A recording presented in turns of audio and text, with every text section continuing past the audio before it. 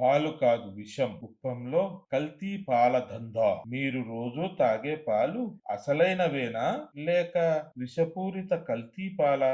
ఆంధ్ర రాష్ట్ర ముఖ్యమంత్రి సొంత నియోజకవర్గం కుప్పంలో కల్తీ పాల దందా విచ్చలవిడిగా సాగుతోందని మీకు తెలుసా? 20 లీటర్ల నీటిని పాల పౌడర్, పామాయిల్, చక్కెర ఇంకా ప్రమాదకర రసాయనాలతో కలిపి 25 లీటర్ల పాలుగా మారుస్తున్నారు. ఈ కల్తీ పాలు ఇతర రాష్ట్రాలకు కూడా ఎగుమతి అవుతున్నాయి.